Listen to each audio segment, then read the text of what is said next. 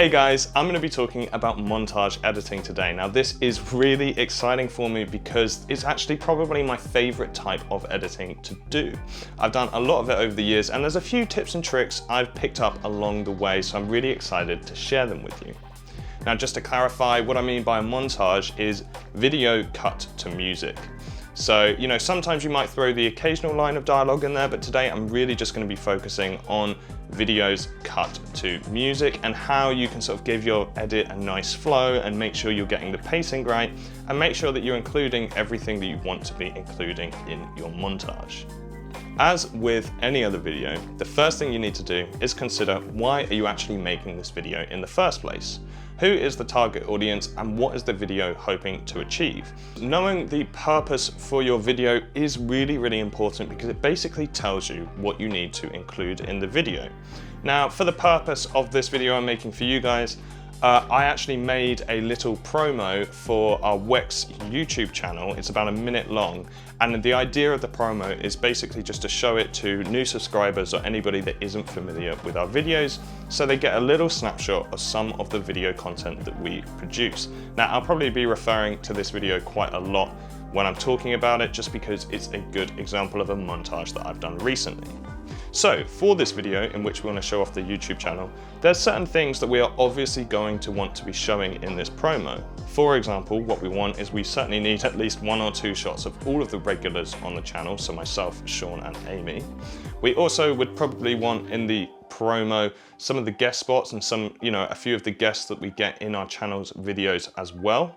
Of course, we're going to want some shots of all of the products and all of the equipment that we review, and just some of the more varied stuff that we do. So, maybe some studio shots, maybe some outside wildlife shots, maybe some sort of more run and gun style stuff. Basically just enough shots that kind of show that we do a wide range of videos on the channel. So now I've already established the audience. The audience are new subscribers or people that are new to the channel. I've already established the purpose. The purpose is just to basically give them a little advert, just to show them a little bit of what we do. And therefore, using those two things, I've already outlined all of the must-haves, all of the things that I certainly need to have a shot of in the video. So now I know exactly what I want to put in the video, it sort of gives me a good idea to then start to think, well, how do I want this video to be paced? Do I want this to be a fast video or do I want it to be a slow video? Now, in this example, I probably want it to be a fast video because it's only going to be a short promo and we do so much stuff on the channel. We want to show off as much as possible. Therefore, cramming pretty much as many shots in there as possible is going to work really well for this video. But that's not to say that all montages need to be super high energy and super fast. Some of them can be a lot more mellow and a lot more slow. For example, a few months ago when it was snowing in London, I took the opportunity to go out and just get some kind of really slow cinematic footage of London in the snow, something you don't see all that often. Now, because it was kind of this beautiful wintry day, I wanted the montage that I created to be really slow and really relaxed. Therefore, I got nice and long shots and I sort of focused more on the composition than just getting as many shots as possible. So although I would say that generally when people edit montages, usually they will have quite a good quick pace to them, but that's not to say that you always should. So, if you feel like actually you want that kind of calm and mellow feel, then don't be afraid to go for that too. So now I know the intended pacing of my montage and some of the content that I want to put in it, it's time to find the song. Now, I would actually say the music is the most important part in a montage because it just directly will correlate to the pace of your video. It will actually pretty much just dictate the pace of your video. If you choose a super fast song and you cut it really slow to it, it's not really going to work, and vice versa if you do it the other way around. One very important side note which I'd like to make is that if you're creating your video for an external client, it's often a good idea to send them the song first because certainly when I go cut a montage, it will be directly cut to that song and I won't really simply be able to just replace it with a different song if they don't like it. Therefore, if I send them the video and they go, do you know what, we really love the video, but we don't like a song, can you use a different one?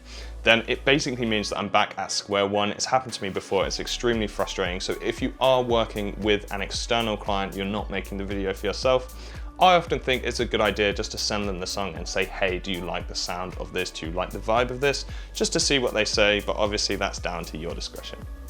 Something I'll look out for when I'm trying to find the song that I want to use for a montage is one that has a lot of cut points. It's a little bit tricky to explain exactly what I mean by that, but basically anything that has a good beat to it. So perhaps something that has a big snare drum, or it has a little bit of bass or something. Anything that kind of is like a noticeable kind of noise is often a really, really good place to cut. I find this kind of hard to explain, so I actually think probably one of the best ways of learning this is just to show it. So what I'm going to do is I'll play the song from the montage I'm referring to, and I'll just hit little markers on my keyboard so that you guys can sort of know what I'm referring to by songs with lots of cut points.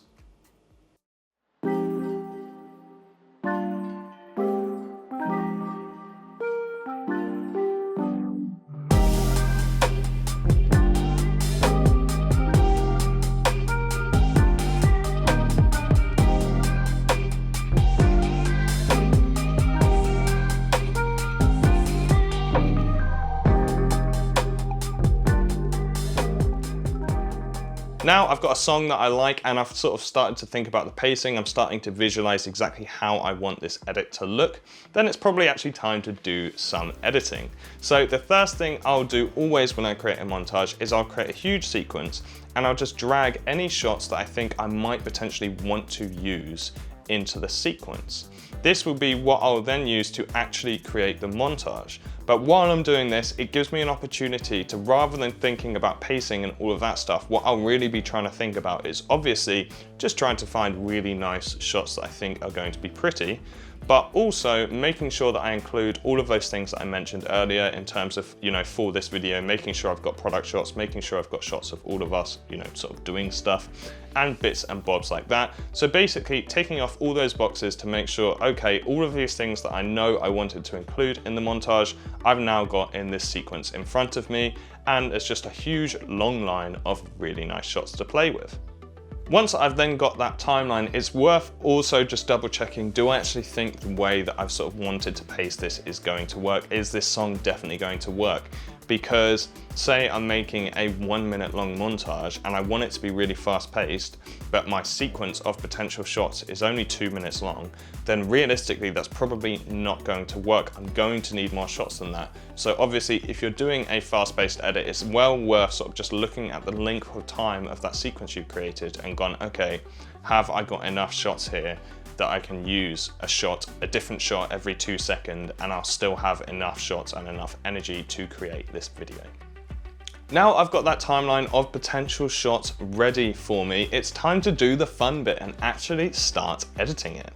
Now it's going to be a little bit tricky for me to talk about all of the different ways that you can edit a montage because they're so different and there's so many different types of montage, you are going to approach them all differently. So I'm probably not going to go into loads of detail about how I've done this one because it might not be relevant to yours. So what I am going to talk about is actually some more general tips and tricks which I use and other filmmakers use when editing montages to give them a good flow.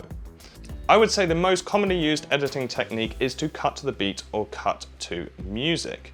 Now, as I said before, I've already thought about this because I've got that song which I've picked out because it has lots of cut points for me, so I know it's got a lot of potential. But just to explain actually why people like using this technique is because, well, when you're watching a montage that has one song to it, I know when most people listen to music, or certainly when I listen to music, I sort of bob my head along, or I have sort of an idea of the natural rhythm of this song. Now, therefore, I want to actually sort of recreate that with my video.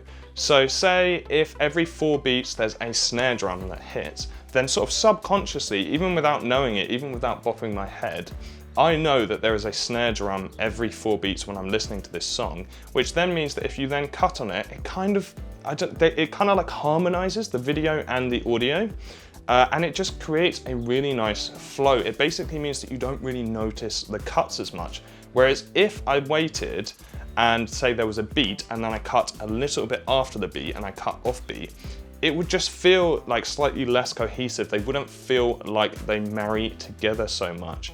and it will give your edit a little bit less flow. Now, that's not to say that that's wrong. You can break these rules if you want to, but that is a very, very typical editing technique of just how to make your video feel really nice as you watch it. Aside from cutting to the beat, I'd actually say probably one of my favorite things to be thinking about when I'm editing montages is also eye lines. So where is my eye drawn in the screen? Right now you're looking at the shot of me of pretty much center frame of the screen. So you're looking in the center of the frame. Your eye is kind of looking in the middle of the screen rather than out here or here. Therefore, if I then cut to another shot where the interesting thing is also center frame, then it basically means that your eyes don't have to move anywhere, which again kind of gives it that cohesiveness. It kind of gives it that flow. And that's what montage is kind of all about at the end of the day. For me anyway, it's all about having that nice flow, having that sort of rhythm, that natural rhythm to your video. Another way that you can sort of help with this cohesiveness and this kind of like all-in-one feel is to cut on motion. So let's say, for example, I have a camera shot. Actually, I have a good example of this, right? So the other day, I was filming a music video for one of my friends, and I filmed it on a gimbal, and there were a fair few shots where I was sort of spinning around him, right? And he was center frame. Now, what I then did when I was editing the video, I'll put some shots in so you can see them here, is I cut from a shot me spinning around early on in the video, and then I cut to a very similarly framed shot with the exact same camera motion of that spinning motion, but it's way later on in the video when he's got all sorts of different costume and there's all sorts of different stuff going on. Now, this is cool because even though these were from the same video, there's very starkly different two shots, but they don't really feel it. They kind of feel like they naturally go together.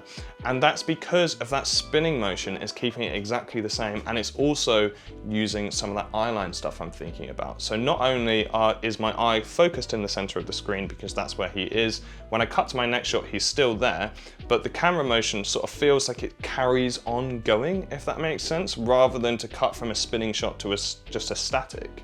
It's a very, very different feel. So that's something I'd really encourage you to experiment with because it's really, really fun. And it's actually incredibly surprising how much you can make two shots sort of feel like they naturally connect and go together, even though they were from completely different videos shot years apart.